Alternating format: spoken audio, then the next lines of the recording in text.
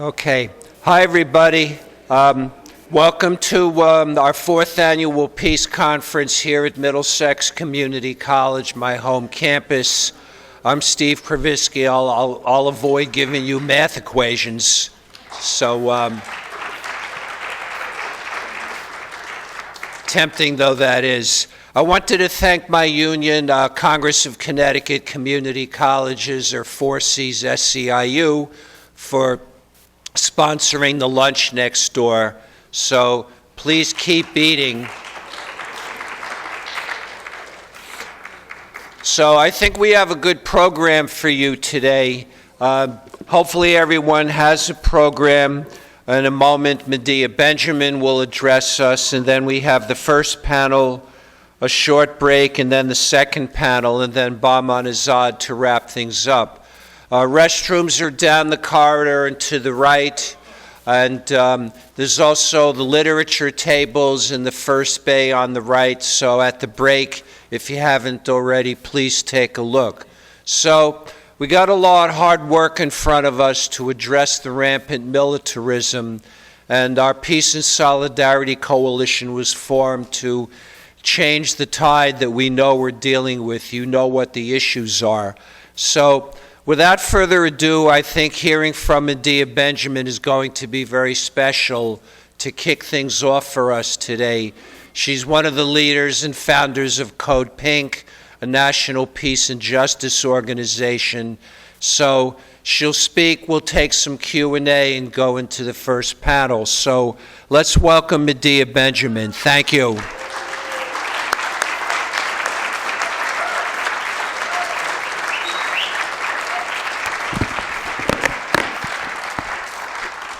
Well, thank you so much. So nice to be here and see a great crowd that came out for this. You know, it's a little hard to know how to speak because some of you are way more expert on this issue than I am, and others of you told me this is the first thing you've come to. So it's quite a wide range. And I just want to say I came off of yesterday a really exciting example of the kind of work that a number of us in this room are doing, and we have to do more and more of connecting these issues. And this was with Jane Fonda. Some of you might know Jane Fonda from many different parts of her life, but she decided to move to Washington, D.C. for 4 months, and was inspired by the young people who were doing the amazing work of shaming the rest of us about leaving them a climate that is burning up.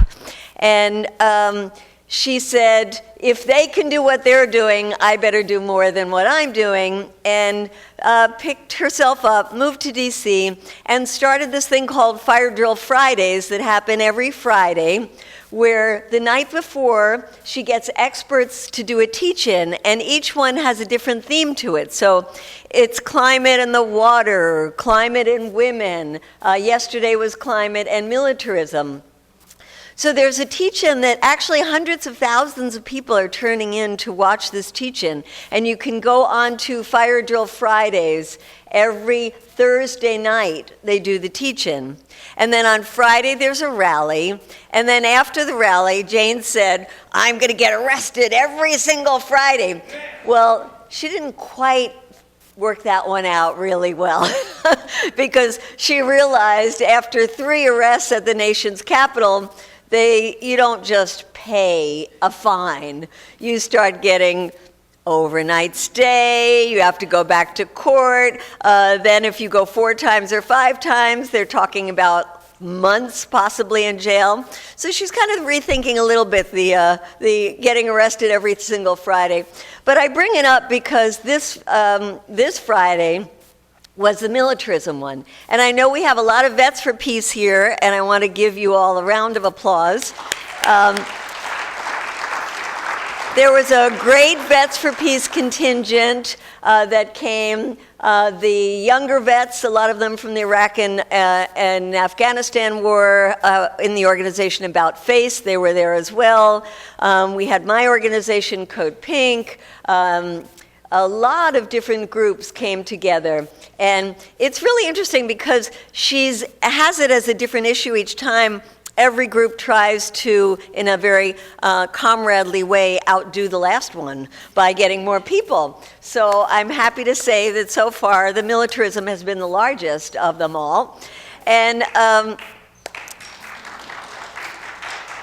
this time, the group didn't just go to the Capitol, they also marched to the White House. And as they were marching to the White House, in a pre-coordinated fashion, hooked up with the DACA students who are fighting for their ability to stay in this country, and then hooked up with the people at the White House who have been out there banging on pots and pans to say, dump Trump. So it was a great example of bringing together a number of different issues, but especially the issue of climate and militarism.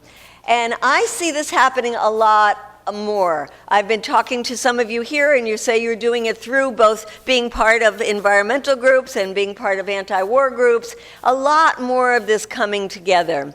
And it's a critical thing that we're here talking about because there's so much energy now around the climate issues. Thanks so much to the young people, building on the work that people have been doing for decades, and recognizing that we don't have time to just talk about this issue, that we need action now. And the whole energy around the Green New Deal is very exciting to see in Washington, D.C.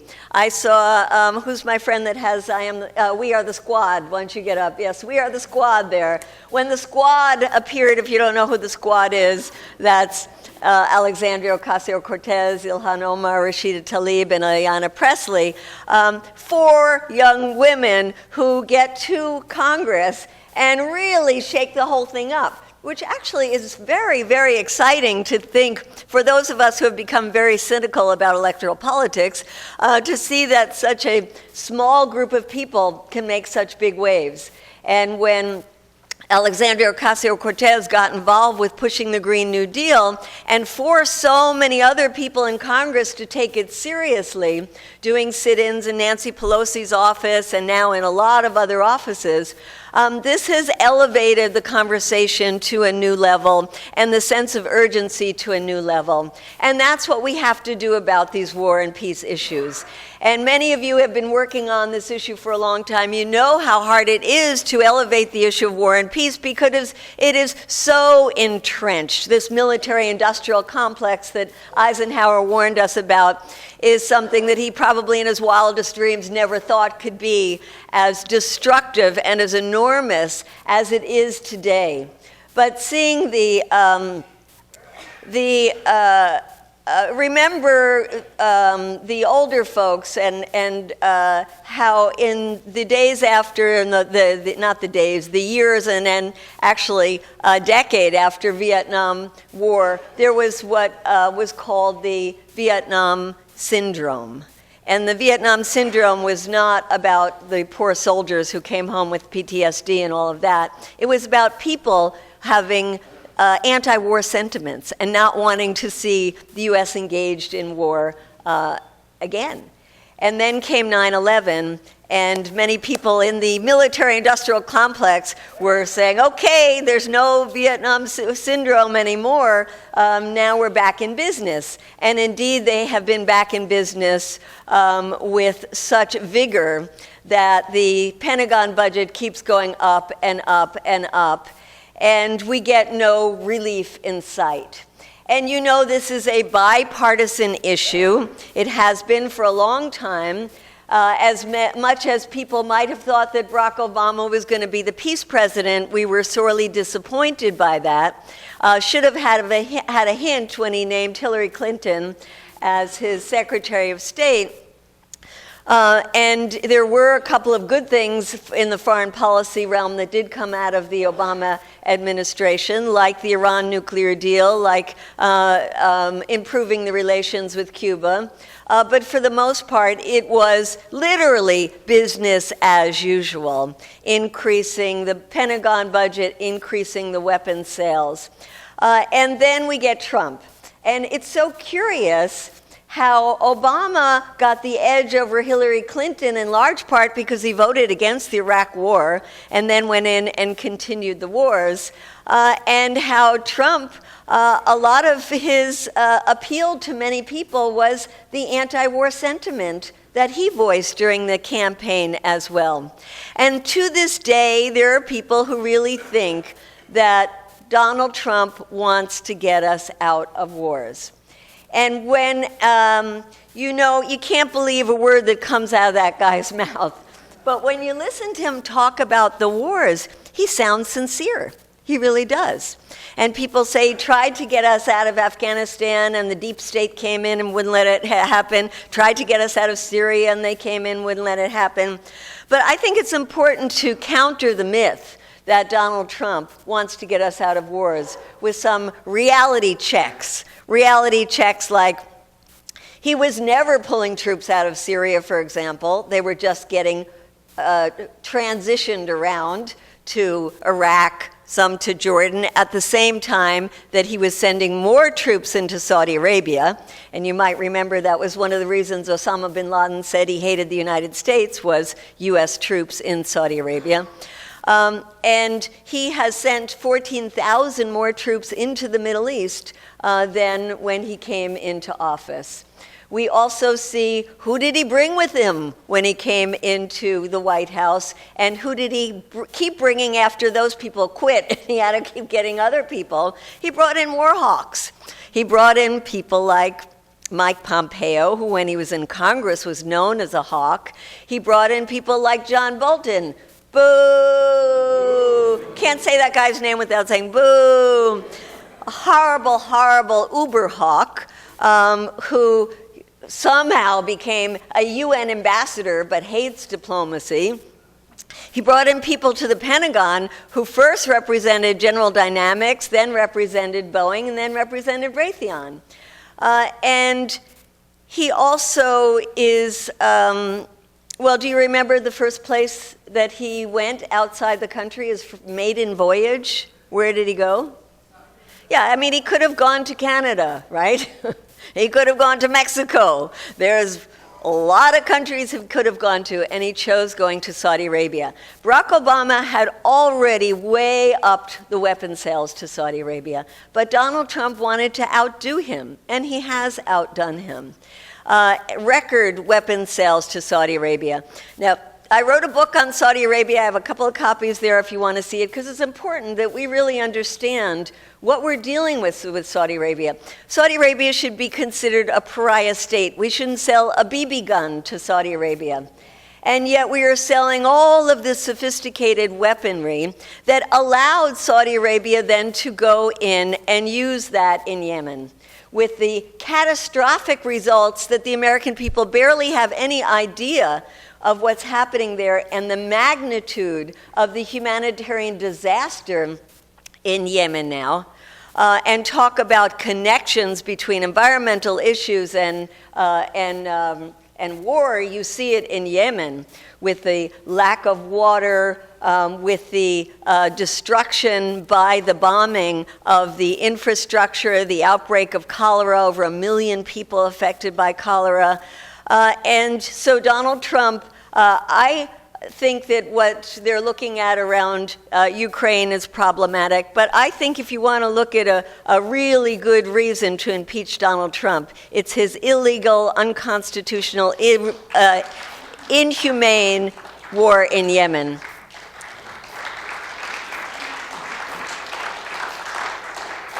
It's also an example in the case of Yemen where we've actually organized well, not just the anti-war community, but the humanitarian aid community. People in the environmental community have gotten involved. A lot of student groups have gotten involved to force our Congress to stop supporting weapons to Saudi Arabia. And it's very hard to get Congress to stop supporting weapons anywhere, because They're in bed with the weapons industry because they have a piece of weaponry made in their district, because they get money from the lobbyists of the weapons industries. So to get the entire, almost the entire Democratic Party and a significant enough members of the Republican Party to say we should not be selling weapons to Saudi Arabia that are used in the war in Yemen is quite remarkable. And it came from a groundswell of organizing from the base.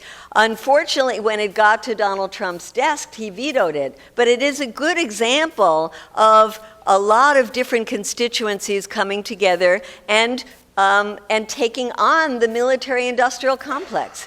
And another example of taking on the military-industrial complex and the big lobby groups was around the Iran issue, where that was the signature foreign policy achievement of the Obama administration, getting a nuclear deal with Iran, and it was against tremendous lobbying by entrenched groups like Lockheed Martin, Northrop Grumman, Ray and Boeing that make billions and billions of dollars from the weapons sales to Saudi Arabia. You know, it's the #1 purchaser of U.S. weapons.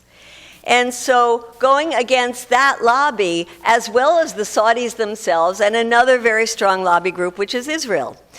Israel not only is a strong lobby as a government itself, but it's a manifestation of the lobby in the United States, AIPAC, putting in millions of dollars to defeat that. And we, the people, managed to overcome all of that and get give the sail in the winds to the Obama administration to be able to conclude that nuclear deal. And then along comes Trump and says, that's a terrible deal, I'm going to rip it up, which he did. And now we are on the brink of war with another, this time, very major, well-armed, well-trained military in Iran. 80 million people. And so if anybody dares say that Donald Trump wants to get us out of wars, he has wholly manufactured a crisis with Iran that could very easily spark another disastrous Middle East war. So we are, a couple of other things around Donald Trump making things worse is the kind of rhetoric around China, China as an enemy. And I think this is part of the scheming of many of the people inside the weapons industry, that they want to gin up both Russia and China as enemies because it justifies keeping up this constant money to the Pentagon budget. And we've got to be very careful about that, and the Democrats fall into that even more now with portraying Russia as our enemy, and Donald Trump creating a new wing of the military, a space force, to be able to counter China. So much of the vast array of the U.S. military is built on the idea that we have to control the world's resources, and even if we don't need them, like we don't need their oil, we still want to control them. And that is something that is very difficult for us to move beyond. And so one of the key issues that you'll be talking about all day today is how do we get beyond this issue of we cannot move into conversion without getting unions, without getting people whose livelihoods depend on these jobs to go ahead with this. And I look forward to that discussion because that's an absolutely key discussion. But it's the same discussion people are having around the fossil fuel industry itself. How do we move people in that industry into renewable energy? And how do we move people who are making their livelihood from weapons into a different kind of activity? And one of the big problems there is that the pay for people who are in the weapons industry is so great compared to other kind of manufacturing. The Pentagon has so much money. And that is where, on the one hand, on the positive side, we can make the alliances and say, how are you going to pay for the Green New Deal? There's one big pot of gold in that budget, and it's the Pentagon money. How are you going to pay for Medicare for all? There is a pot of money there that could go to partially pay for that. How are you going to pay for college education that all the young people in this country so sorely deserve? There's a big pot of money that could be used for that as well. So that gives us an opening to be working with lots of other constituencies on this issue, but it does become a very difficult thing when you go to engineering classes and you talk to students, as I often do, and I ask them, what would you like to do after you graduate? And they say, I would like to do something that doesn't involve working for the Pentagon, but I know that my options are very limited. And they're constantly being recruited by industries that are related to the Pentagon. And so it's very hard to compete with that. So I think when we are looking today at where we have the openings, there's a couple of things I wanted to bring up. One is it is a campaign season, and we do have some wonderful Democratic candidates who are out on the campaign trail day in and day out and are getting pushed on many, many different issues. They just had a town hall last night with Amy Goodman that was talking about environmental issues, particularly environmental justice issues. We haven't had enough pushing of them on foreign policy issues and on the issues of what would you do to cut the Pentagon budget. Now, some of them, like Elizabeth Warren, has recently said that she would cut the overseas contingency money, which is really now, it started out to be money, in addition to all the Pentagon money, you had to have extra money to wage wars, as if the whole Pentagon weren't there to wage wars. But it's just become a slush fund, so she said she would cut that out, which is a good start.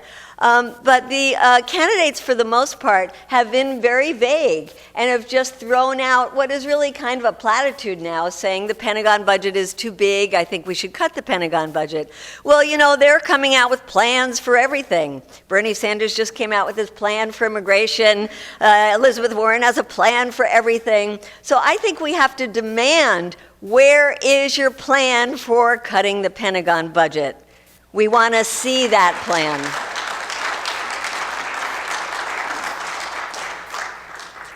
The other thing that we have to do is really grow a very incipient movement, which is to divest from the war machine. You know, there's been now for over a decade a campaign to divest from the fossil fuel industry. And it's been a very important one to change the whole mindset of people towards the fossil fuel industry, to start showing it for what it is, which is dirty money. And so that campaign has taken trillions of dollars out of investments in fossil fuels and other dirty energy industries, and has gone to pension funds, huge pension funds like the California pension funds, have gone to cities, have gone to unions, have gone to churches, and asked them to get their institutions to divest from the fossil fuel industry. That's exactly what we have to do around the weapons industry. It's the same kind of difficult work, but it gives people something to do anywhere. We all live in a city. We can all go to our city. We have now developed a website called Divest from the War Machine, and it has a link to a database that shows you all the mutual funds, everything you can see, if they are invested in the weapons industry or not. So you can go to your city, you can pass a resolution, and you can put teeth into it by looking at the city's investments and seeing if indeed they are invested in the weapons industry. The other thing to say as the justification for divesting from fossil fuels is that it's a bad investment, because if you look towards the long term, they need endless wars to make a profit. The weapons industry makes its money from violence, makes its money from killing, makes its money from fomenting or feeding off of conflict. And you see that whenever there are talks, like when there were talks with North Korea, the stocks in these companies go down. So the divest is a great, very concrete thing we can do, and look at it as something in the long term, that we want to come back 10 years from now and see how much money we were able to take out of the weapons industry, how many resolutions we were able to pass, how many churches took their money out. It's an important building blocks that we can do as part of this work. The other, of course, is what you're going to be doing here, which is seeing how can we do conversion and what are the opportunities for getting significant money from our governments, whether they're state or federal, to be putting into the conversion process. The other thing we have going in our favor is that there is really a sentiment in this country, not only that the climate crisis is real, you just have to turn on your TV and see the fires all the time in California to understand this is no joke, but there is a real sentiment against war and getting into more wars. There was a poll done recently. Do you remember when the Saudi refinery was blown up, and the U.S. and the Saudis said it was Iran. And so Donald Trump was considering his options about how to respond, and a poll was taken. It showed that only 13% of the American public wanted the administration to bomb Iran to support the Saudis. 13%. That's almost nothing. I mean, that's quite amazing. And you know, Donald Trump looks at these numbers, he looks at the polls, and he understands that there is this anti-war sentiment. And so I think as a population understanding more and more that our system is not working for us, whether it's the burning of our climate or whether it's these endless wars, something is wrong. So I will give $10 to anybody who would tell me who is quoted in yesterday's Washington Post in an op-ed. And it's an op-ed that says that this person spoke about how American capitalism has run aground. And there needs to be a whole different role for business and the markets to save us from drowning. And this person posed what is said to be the key question of our time. Does our country exist to serve the interests of the market, or does the market exist to serve the interests of our nation and our people? And then the columnist goes on to say that both the left and the right are inching towards consensus that capitalism is not working for Americans anymore. This is the Washington Post. So who were they quoting? Jamie Dimon, good guess. Bloomberg? Who? Tom Steyer, good guess. I'll give you a hint. It's a congressperson from Florida. No, a senator from Florida. Marco Rubio. Marco Rubio. Marco Rubio is a very ambitious young man. If Marco Rubio is saying this, it's because he knows which way the wind is blowing. I don't think his solutions would be the solutions that we are looking towards. But the fact of the matter is that there are polls that show that people are now amenable towards socialism, that people now understand that capitalism has, quote, run aground, and that we need a totally different system. And if you look around the world at what is happening right now, it is amazing the kind of uprising that are happening all over the place. The, quote, Arab Spring has now turned into the autumn of discontent, where you have major uprisings in Iraq, where you have major uprisings in places like Algeria. And look at what's happening in Latin America. I mean, what is going on in Chile, which was the birthplace of the neoliberal model of privatization and austerity programs. You see millions of people in a small country coming out on the street. And you're seeing that all over Latin America. And I want to take a moment to celebrate the fact that in Brazil, Lula has just been freed. And that is going to be a major push in Latin America for unity among the left. So there are uprisings that are happening. And you know, the uprising in Chile, do you know what sparked it? Increase in the metro fare. And so the young people just started jumping over the turnstiles. Well, it was increase in the metro fare, and the government said, oh, okay, we will stop, we'll turn that back. And they said, no, that's just the beginning. And indeed, just the beginning, because now they're talking about it's the whole system that's wrong. We want to change. We want all of you out of power. We want a whole new government. We want a whole new way of organizing ourselves. That's what's happening around the world, and you know, eventually it's going to come here as well. And we never know when the tipping point is happening. There are, as we speak, people outside the White House banging their pots and pans saying that Trump must go. And there are many people around this country who understand that the system that we have is one that is not only destroying life on this planet, but also with the nuclear threat has the potential to totally destroy life on this planet with the press of a button. And so I think we should take heart to know that there is a lot of momentum right now globally for change, a lot of desire in our own country for major change. And I want to end my talk with the quote that I just came across on the plane coming here, which was from who was somebody at the time in the 1980s, the head of the Machinists Union. This was William Whippensinger, who some of you actually knew. And he was the head of the union from 1977 to 1989. And I say this, wanted to quote this because I was shocked reading the quote because the union is so conservative now and say we need all these jobs. We have 500,000 members who make their money from working for a company related to the Pentagon, and we need these jobs and we need more contracts.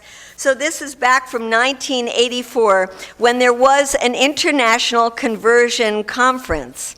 And the president of the Association of Machinists and Aerospace Workers said that economic conversion permits us to pursue peace and prosperity and will bring us that much closer to ending our bondage to the warfare state. Let me repeat that, our bondage to the warfare state.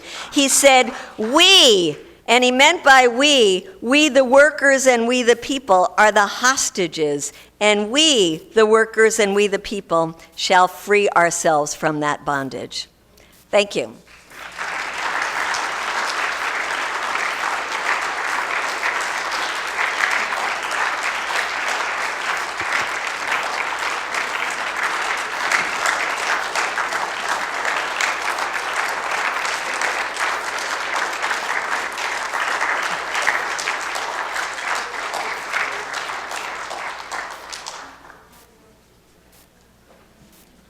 Thank you, Medea. That was very good, connecting the dots in a lot of ways. We've got time for a little bit of Q&A from the audience. So, yes, back there, please. Yeah. No, you bring up a really great point.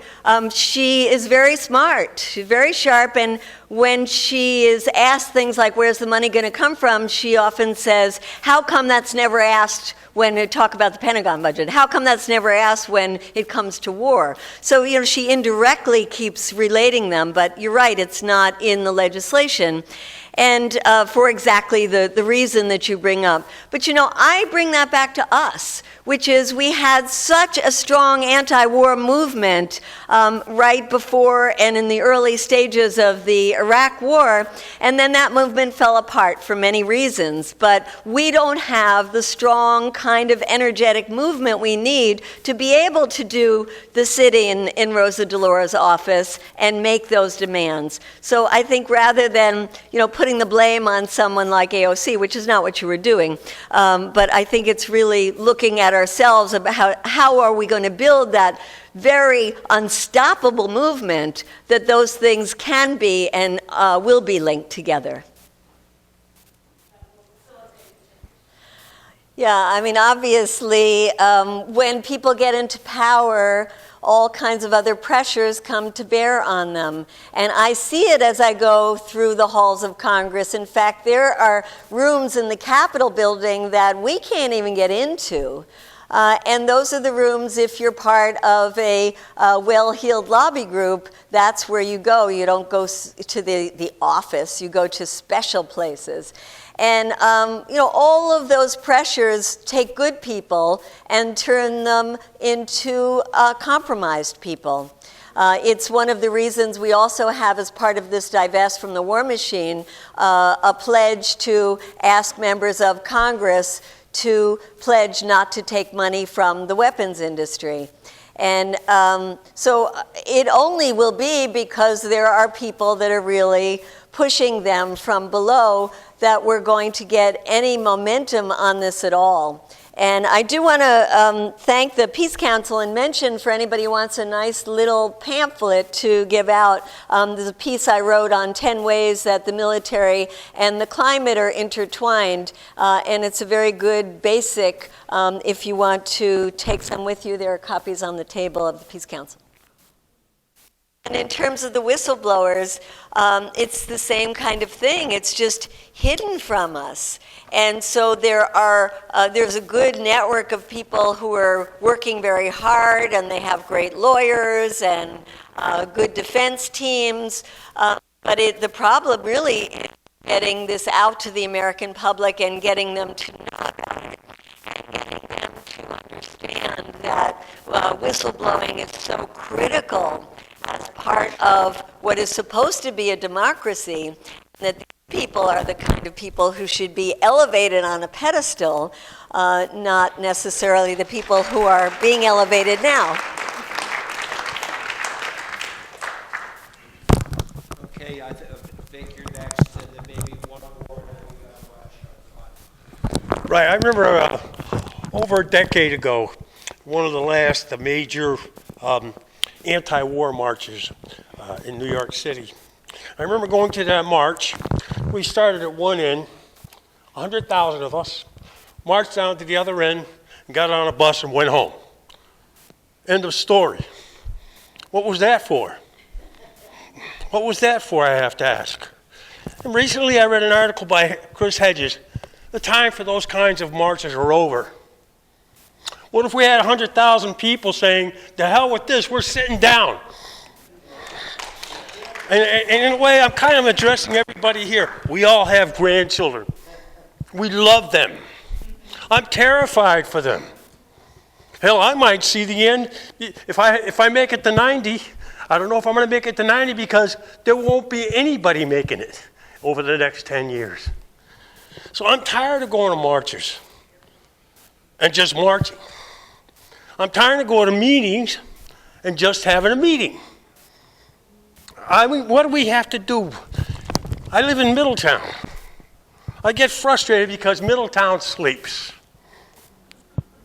Middletown sleeps. And we know what's going on, people. We know what's going on. What are we going to do for the next generation? What is our responsibility for the next generation? I'd like you to comment on that.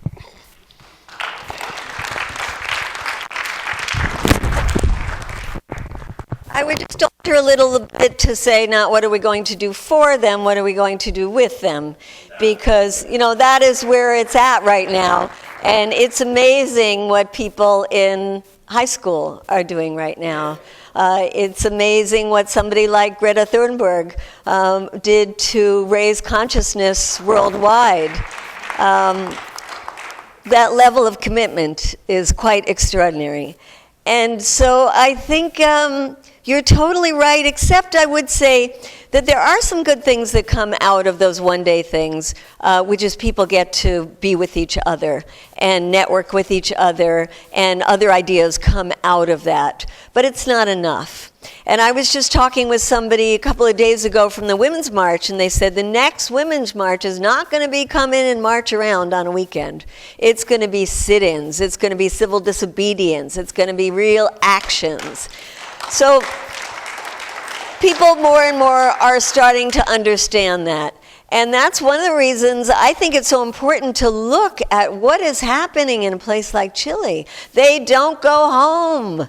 They stay. Or if they go home for a quick shut-eye and come back on the streets. And they're out there again and again and again and again. And that's how you make change happen. You don't make it by coming to a Saturday. And you say New York, I know in D.C. where I live, it's every single weekend there's something. Whenever shut down on the weekend. And I said, if you had a tenth of the people you get on the weekend and you just take them into Congress and you sit down in somebody's office and refuse to leave, you get a lot more accomplished than you will walking around in a circle on a weekend. Let's have one more, and okay, so let's go over here. It's not just the arms manufacturers that are calling Russia an enemy. It's the government of Russia right now, not the people, but the government. Since the fall of communism there, they're becoming, very capitalist and, money hungry and everything else. And I think this is why Trump is, aligning himself with Putin. Both of them are the same kind of character, and I'm afraid what's happening in this country, in Russia, and China too, would like to see us break up. They're talking about, the right wing's talking about having a civil war if their president is removed from office or threatened to be removed. So how do you counter this about Russia being an enemy,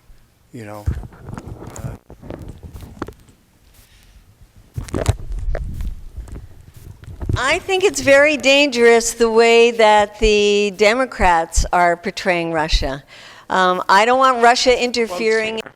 First, I'm going to quote Smedley Butler, who says, 3 steps must be taken to smash the war racket.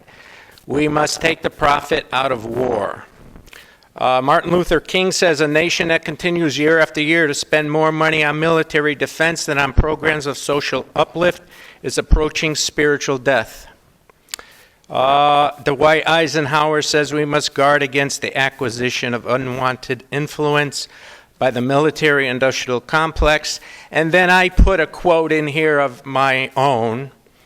Is there a connection between investing in a violent military economy with over $700 billion per year and the increase in the increase in all forms of violence that we see in our communities that threatens the safety of our children and grandchildren? And we're going to address this to the people of Connecticut so that you people can bring something back to where you work, where you go to church, your family, and get the conversation going. We need to do more than just have meetings. Okay, so we have 3 panelists here. And we're going to go,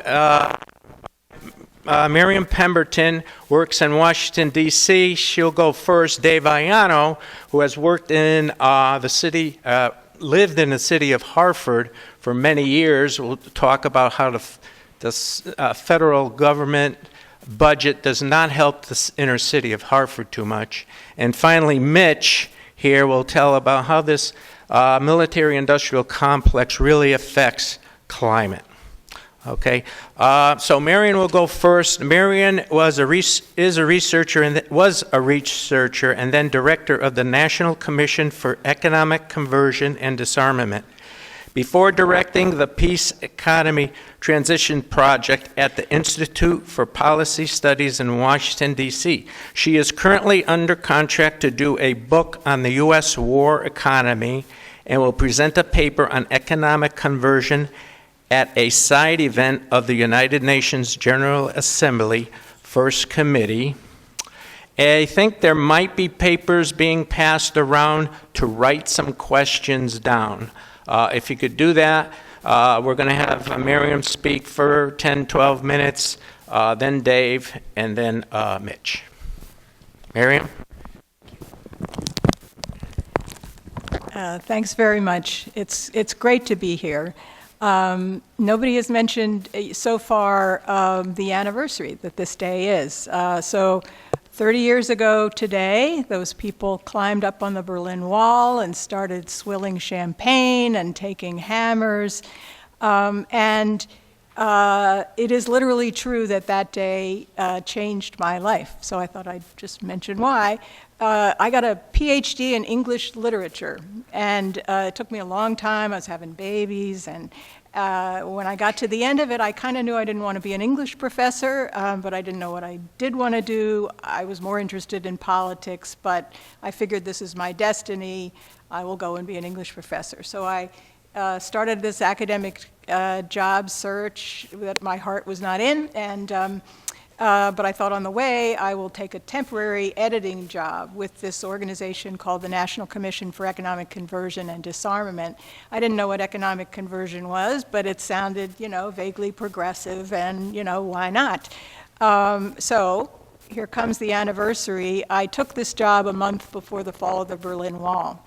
And so suddenly the idea of spending my time looking at the technical, political, and economic means of converting military resources to civilian use became this huge issue, and it was going to be the linchpin for everything I cared about. We were going to cut the military budget and invest in education and healthcare and in the environment. So I got completely hooked by this issue, and there went my academic career, and I've never regretted it. And I'm just happy today to be here with folks who I think actually get this kind of strange passion of mine. So I'm very happy to be celebrating this, or commemorating anyway, that milestone here with all of you. So the UN Disarmament Office asked me to write a paper about economic conversion. And so I did that, and so I presented it there a couple weeks ago, and was dismayed to hear that the UN is so financially strapped that this set of papers that they've commissioned are not going to be published on paper until next year, when they might have the money to do it. Anyway, so what I did in this paper, I think I'll just do briefly for you, which is talk right into the, oh, that's so much better. Okay, there we go. I'm just going to lay out quickly what I see as the 4 necessary conditions for economic conversion to actually happen, and then I actually added another one in if I have time. So the most important condition is the one that we're all talking about here. Conversion really only happens when military budgets are falling. When they're rising, it pretty much doesn't happen. But as is also implied by the framing of this conference, just cutting the military budget is not enough. You have to do targeted reinvestment in the parts of the economy that can actually be what economists call a demand pull, that will be somewhere for the defense industry to go. If you don't do all of that reinvestment, then you're going to have slack in the economy. You're going to threaten recession, and of course you're going to create extreme pressure from defense-dependent firms and communities and workers to force the military budget back up again. It's kind of a chicken and egg problem. So you need to have military budgets falling to get conversion, and you also need to get military budgets to fall. You've got to convince enough people that conversion is really possible. So the second condition that I've identified is that governments need to create programs to sort of overcome the inertia of defense firms and defense-dependent communities and workers who would rather hunker down and keep doing what they're doing. So in this period after the wall fell, in the post-Cold War period, the U.S. developed some programs that did actually facilitate the transition. So these were programs of technical assistance for medium and small defense-dependent businesses to teach them to retool and to restructure their operations for the different demands of the commercial sector. There were some retraining programs for defense-dependent workers. Some of them actually worked. And then there were grants to underwrite the work of defense-dependent communities in planning a transition to a less militarized economic base. The flagship program was called the Technology Reinvestment Project, and they gave grants to consortia of commercial manufacturers and defense manufacturers and other entities, nonprofits, labor, the national labs, economic development folks, to commercialize defense technologies. One of my favorite successes from this period was Lockheed Martin, the defense behemoth of them all, figured out with these other entities how to take the hydraulic system from one of their military jets and use it to become the drivetrain for hybrid electric buses. And there are now 8,000 of those buses, and they're on the streets of New York and Chicago, Tokyo, London, and so on. So there isn't any comprehensive accounting of conversion success rates, but a few U.S. studies done in the early years of the post-Cold War period found that successful conversion was surprisingly common among small to medium-sized defense contractors, and they often credited some of these government programs I've been talking about. There were some successes among the large prime contractors. One study found that firms with robust diversification strategies were enjoying higher profits, greater productivity growth, healthier rates of R&D investment than contractors more entrenched in defense markets. There were the national labs that are focused mostly on nuclear weapons research.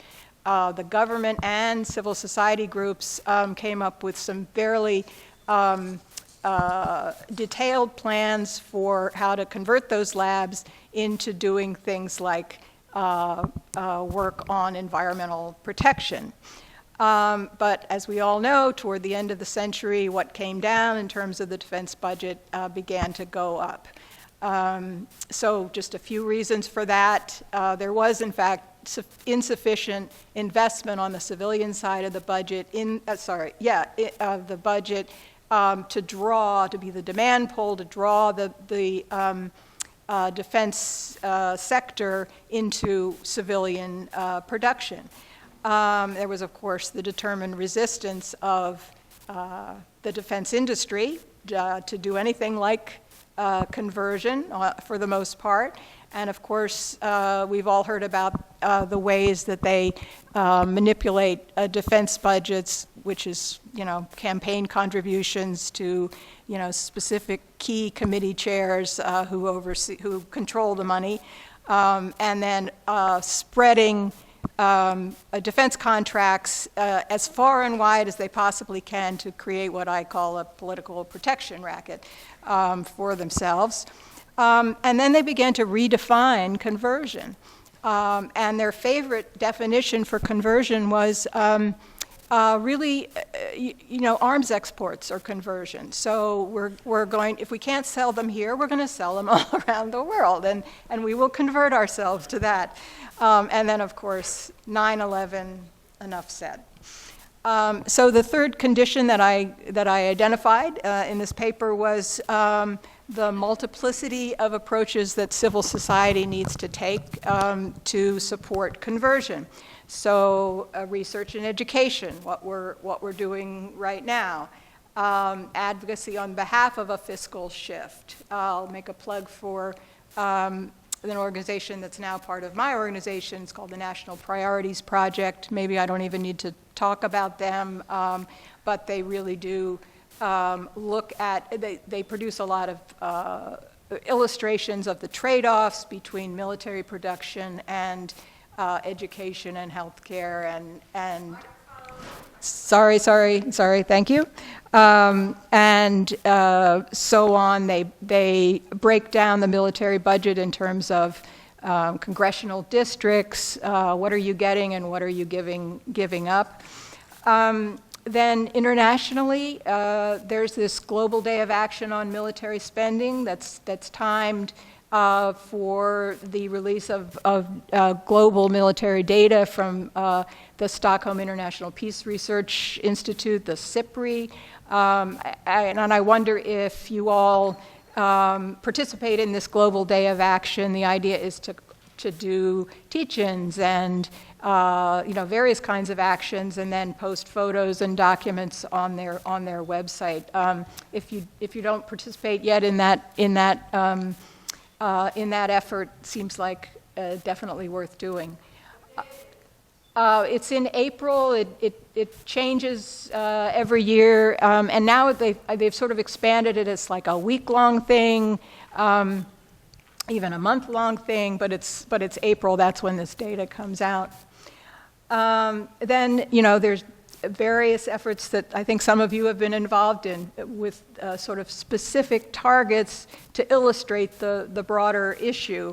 So focusing on individual contractors, individual communities, or specific weapon systems.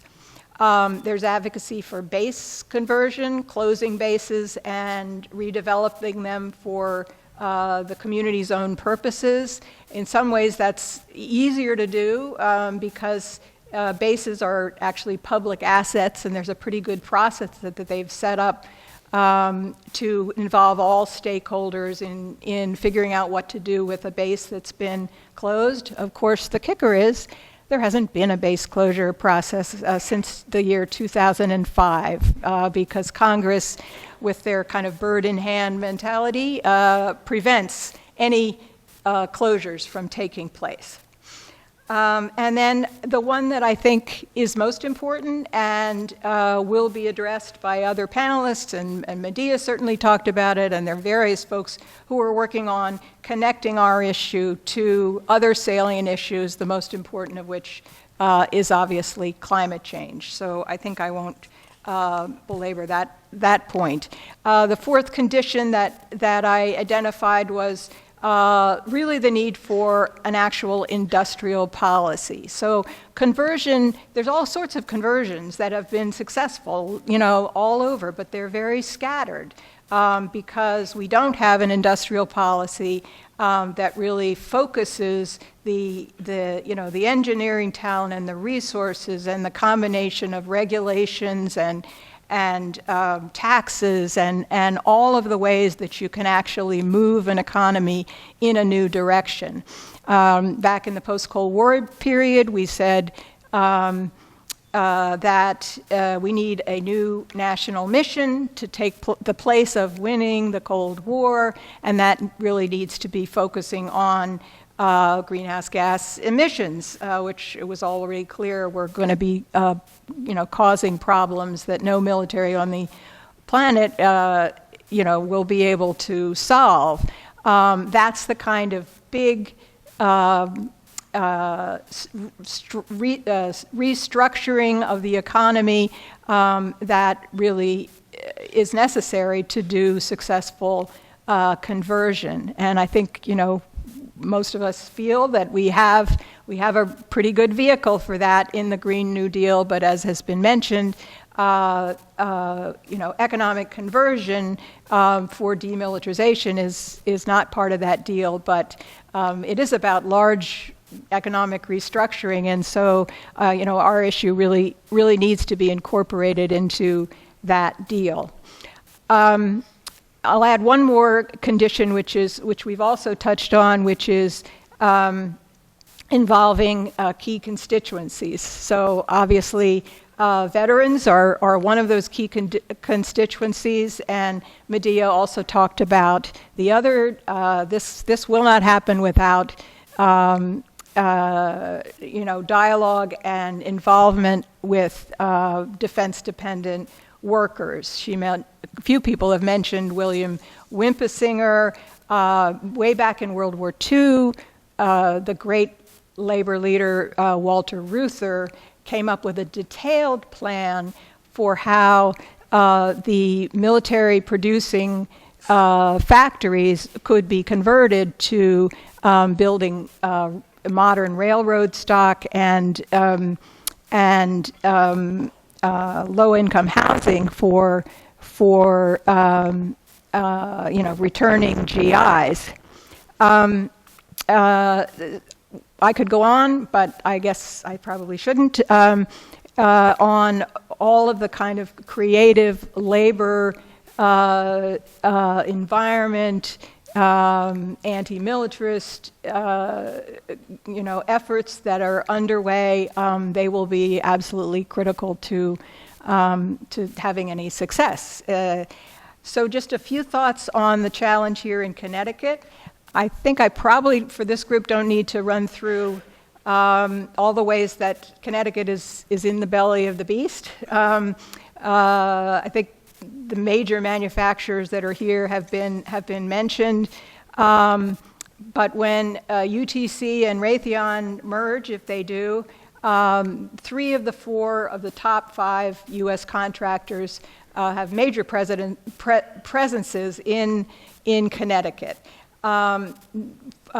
Connecticut is the 4th most defense-dependent state in the country in terms of total contract dollars, but it's actually 3rd in terms of the proportion of state GDP that goes to the military production in the state. So by comparison, California gets more military dollars than any other state, but because it's more diversified, it's less defense dependent. So every California resident gets $1,200, doesn't get, but the state gets $1,200 per resident from the Pentagon. Connecticut gets $4,100 per resident. So this is what we're up against. Back to key constituencies. Connecticut has one of the best labor leaders that I've ever worked with. I understand he just retired. His name is John Harrity. He was the head of the Machinists Union in Connecticut. And Medea talked about, all the obstacles to having support from defense workers who are more highly paid, and we heard all about that. But he said, my members would rather be making wind turbines than nuclear submarines. But this is their job. This is where they are. He was so Henry Lohendorf and John Harrity were part of this commission a few years ago, the Commission on Connecticut's Future, and it was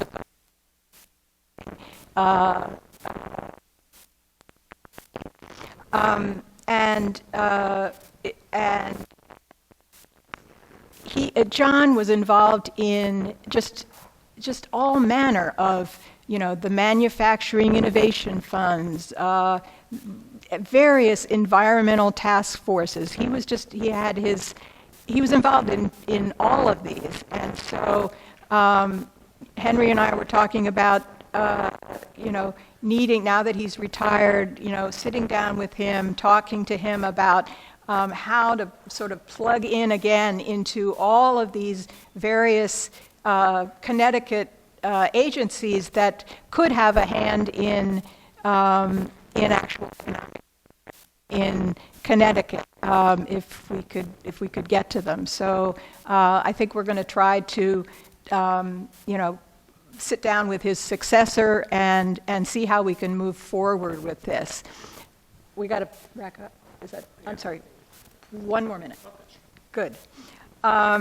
So I mentioned this Commission on Connecticut's Future. I was looking back.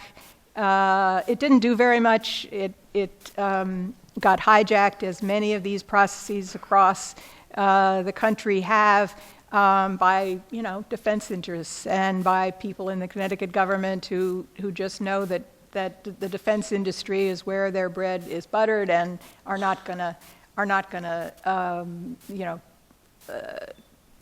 do anything to sort of mess that up.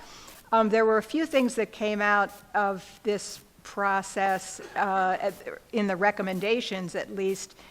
Fuel cells was John's big interest. I don't know what happened with that, but focusing on this really terrific alternative to defense production that much of the defense infrastructure, and John knew it intimately, much of that infrastructure could be converted for. The recommendations added reduced to the scope of this manufacturing innovation fund. So they added it, but then they didn't really use the fund for that purpose. We wanted one staff person in the entire Connecticut government to be focused on diversification, and they said no. There were some specific tax incentives for green technology, and I don't know if those still exist. I'd love, maybe somebody here knows and could talk about that. I really do need to stop, and so I will, but I look forward to your questions and the discussion. Thanks.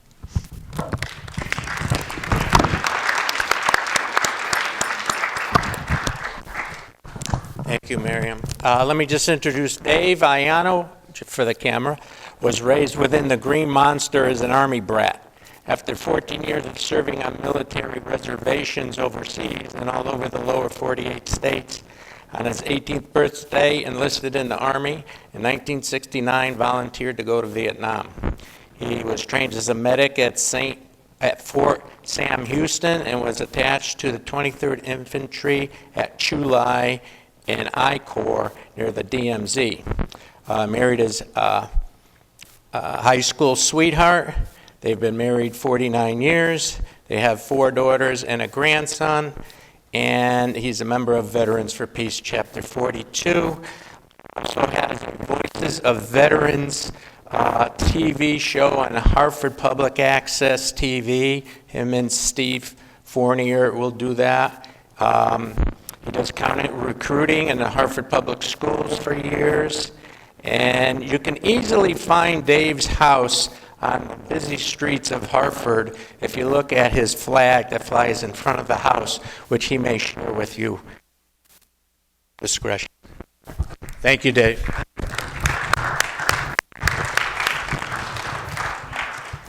The flag that Jim was referring to is the American flag flying upside down or reversed. And for those of you who don't know what the message is a sign of distress. And it's been flying like that ever since 9/11 and President Bush, when President Bush assumed the presidency. So I haven't had a president yet, even though it was with Obama, I had hope, but I've been able to fly the flag correctly. So it's still reversed for now. I think it's, in retrospect, thinking about some of what Vic was talking about and what we can do and what we have done, rather than just come to meetings like this, which I think are valuable in the fact that we could all support one another and realize that we're not alone. I've been doing what is called counter-recruiting in the Hartford Public Schools, but which I really just call alternative recruiting, because I felt I was invited by my first history teacher to come and talk to his class and back in 1984 about my experiences in Vietnam. And I've been doing that ever since in the public schools in West Hartford, Windsor, Bloomfield, New Britain, and Bristol, and all around the state at the invitation of teachers, because I think it's very valuable that students hear what the military is truly about and what they might be taking part in. So that's one of the things I think when I totaled it out, I think I've talked to over 20,000 high school students in the past 20 or 30 years. So I think it's had a benefit for myself. I've often told the kids in classroom that part of what's going on is therapy for me, because I get to unburden a lot of things that I saw and did. For instance, when we are thanked for our service by people who want to appreciate the fact that they're veterans, I often say to them, I would prefer if you just say welcome home to me. Because when you thank me for my service, you don't really know what I did. And some of the things that I did, you might not want to thank me for.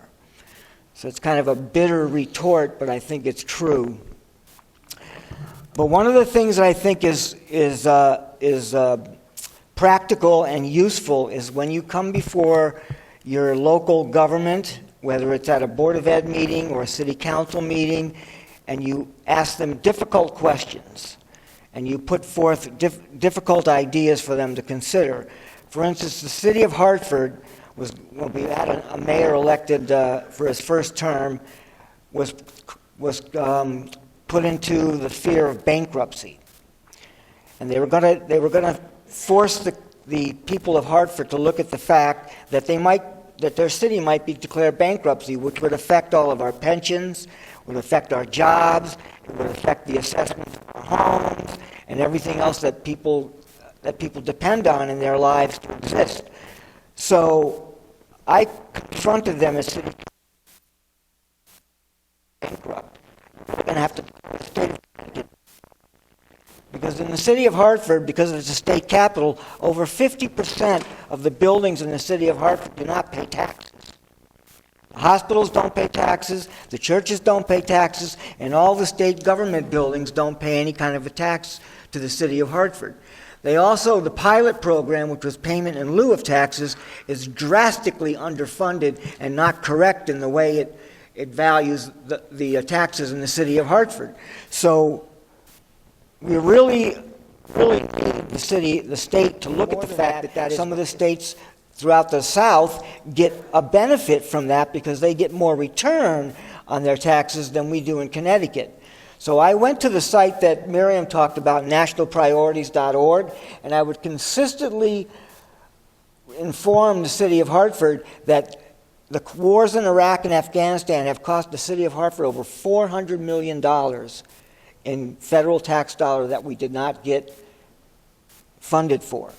And this is something that I constantly made them aware of. And I think that going before your city council and your board of ed is one way that you can fight back without necessarily occupying their offices, though I think sit-ins have their value. Because if you can lock down the mayor's office, they'll pay attention to you. The other way you can affect them is to publicly embarrass them. And that's basically what I've been doing my entire life in Hartford. During the war in Vietnam, Walter Cronkite used to come on the 6 o'clock news every night and inform the American people of the casualties that were occurring in Vietnam. They did a very good job of hiding the wars in Iraq and Afghanistan. Nobody reported to the American people on a regular basis the amount of casualties that we were suffering in Iraq and Afghanistan. There was a website called iCasualties.org, and every month I would go to that website and I would print out all the names of the GIs who had been killed or wounded that particular month, and I would go in front of Hartford Board of Ed and also the Hartford City Council and take my miserable 3 minutes or more to recite every single name of every single GI that was killed in Iraq and Afghanistan. And I don't know that anybody else, any other, that was doing anything like that. And what happened was I made it apparent to them how much how many people were dying. And that was not even touching on the amount of Iraqi citizens or Afghan citizens that we were killing. So they hid the war. That's what they were very good at doing, was hiding the war from the American people. So that was one of the ways that I fought back, was to expose what was happening, not only to the taxes and the money that we were not getting, but also to the casualties that no one was being made aware of. And I felt that that was one way that I could be effective in bringing it to their attention. I also had one small victory that you can see the voice of one man had an effect. Because of a state law that was passed in Connecticut, it was possible for the public schools to not have school to have school open on Veterans Day. Their whole reasoning was that they would invite veterans into the classroom to talk about their experiences in Vietnam. That's why they would do it on Veterans Day. But the truth of the matter is that you could invite us in any day of the year. There are numerous historical dates in America that you could have veterans come in and talk about their experiences. You didn't have to take away one specific day that veterans enjoyed spending with their fellow veterans or their family. As a combat medic in Vietnam, I saw a lot of the worst things about the war. I body bagged a lot of people. And when I got home from Vietnam, I joined Vietnam Veterans Against the War. And the first Veterans Day parade I marched in was in Seattle, Washington, and we had garbage thrown at us. We were called traitors because we did with the peace activists, of which I'm sure against that war when it was going on. And it was the GI resistance, along with the support from the people here in the peace movement, that brought that war to an end.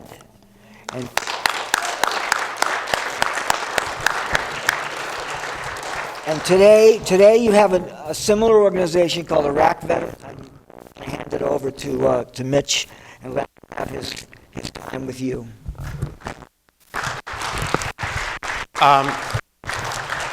David is a good advertisement for not even joining Veterans for Peace, which you're welcome to, but any peace organization. Get out there in Connecticut, talk to your family members, talk to the workers, talk to anyone you can, your neighbors, because the only way things will be changed and turn his flag back the right way, or around, is to each of us step up and do something.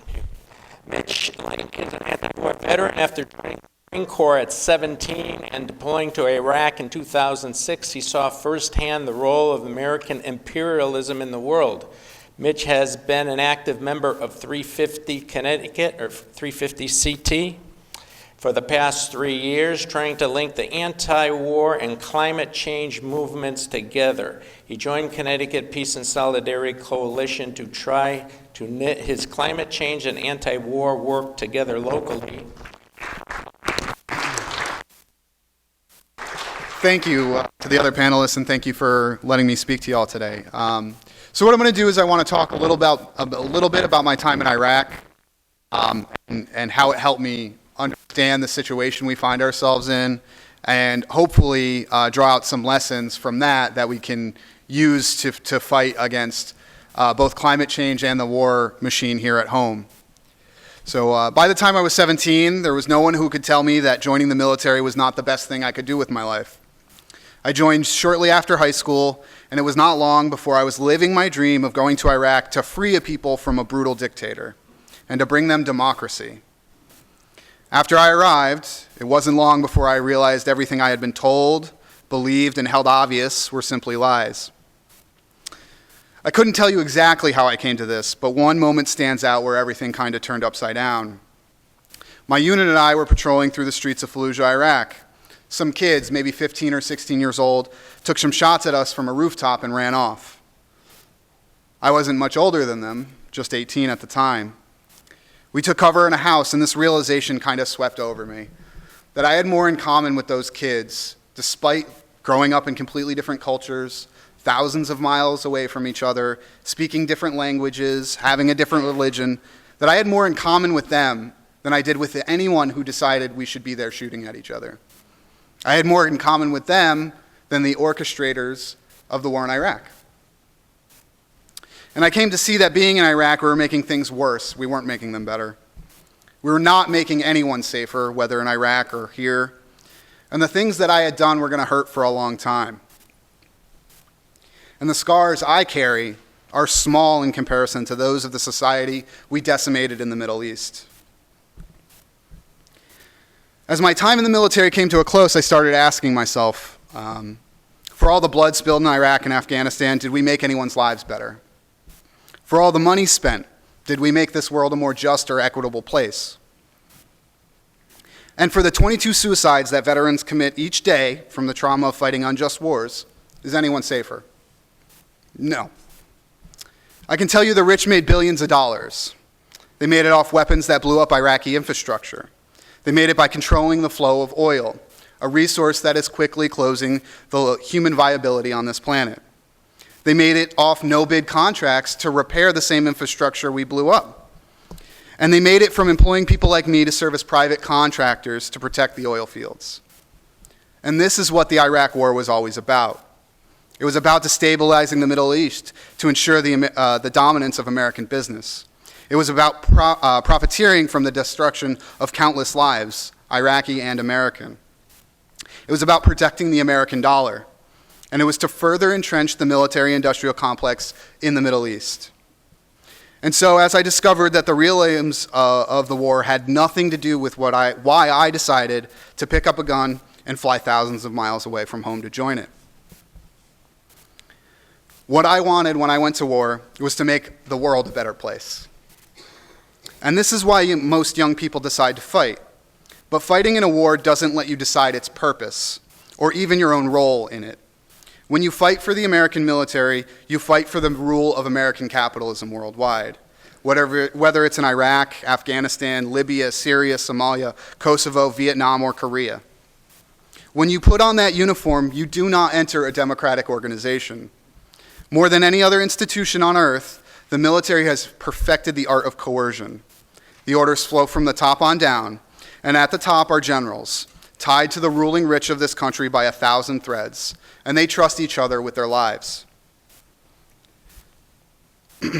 So right now, this year, the defense industry is slated to spend $956 billion. That is over 25 cents from every American, every hour of every day for the entire year. The Department of Defense is the biggest emitter of CO2 emissions worldwide. In fact, its carbon footprint outstrips most countries throughout the world. And it is also the biggest single buyer of petroleum products. Its most carbon-intensive activity is resource wars to ensure that they can get more fossil fuels to continue running their resource wars. You see the cyclical nature of the military. And currently, it has its eyes set on 2 more nations, and using kind of the same playbook it used to get us into Iraq. Brutal dictator, bad for the people, humanitarian aid. And we see that with Venezuela and Iran, 2 of the most oil-rich countries on the face of the planet. It's kind of interesting. So right now, there is no climate plan that recognizes that our resources can be thrown into weapons of war, and that these wars that made Halliburton of billions of dollars while destroying our environment. There's no climate plan right now that is even viable that doesn't say we have to retool our economy from one that serves the military-industrial complex to one that focuses on renewable energy and a green economy. So what could we do with the money we spend right now on death and destruction worldwide? We could pay for every household to have wind power or solar power free of charge every year. We could pay for everyone 18 to 21 years old to go to higher education, whether that's college or trade school.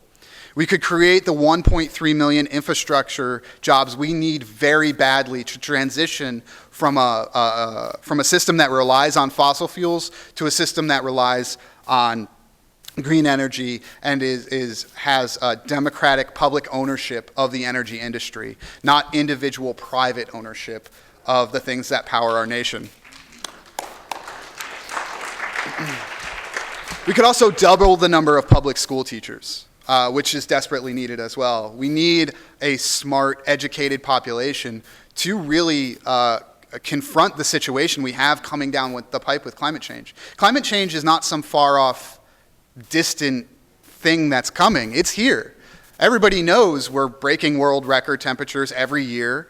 We're having superstorms regularly. We've seen New Orleans and Houston be underwater from massive hurricanes. And these things are just going to get worse, whether we stop using fossil fuels now or not. So what we need to see is a reorganization of how we prioritize things in society. We need a reorganization where workers who have the most to gain and the most to lose by the decisions that they make control those decisions. So right now in Connecticut, we have most of the major military industrial complex companies. And some of the smartest people I know in Connecticut work for those companies. And they work on making death machines. Their brilliance needs to be used on something that will actually benefit humanity. And the resources we throw away on worldwide murder can no longer be used, or we're not going to have a sustainable planet. The IPCC4 report shows that we have 11 years to get to net neutral carbon emissions. 11 years. We know we can do it. We've transformed the economy in this country several times. We transformed it in World War II from a country that produced a car every 8 hours to a country that produced a tank every 15 seconds. The brilliance is here. The technology is here. What we need is the political will to do so. And how do we get that? Well, there's one thing we can't do. We can't hitch our train to politicians who only talk about things that only are starting climate change now, that there's an actual movement in the streets. We can't hitch our trains to either of the parties that are controlled by the rich. I mean, Obama ran on an anti-war campaign. That's what brought him to the White House. And he started more wars. He bombed the same countries we were bombing before, and he started more. And he upped how much we use drones worldwide. And that can't happen. The anti-war movement was smashed by hitching its train to the Obama presidency. Just like the climate movement will be smashed if it hitches its train to any Democrat or any Republican. It has to be independent. And we need independent movements that bring up principled demands. And that's the only thing that matters. Nothing in this country happens without a mass movement. The civil rights movement didn't happen because the president was suddenly enlightened and wanted to sign the Civil Rights Act. It happened because millions of the people were in the streets, independent of both political parties, demanding change. And that's what we need to do. What ended? It wasn't because all of a sudden they said war was bad, we need to bring our troops home. No, the military said we're not doing it. The soldiers on the ground said we're not doing it.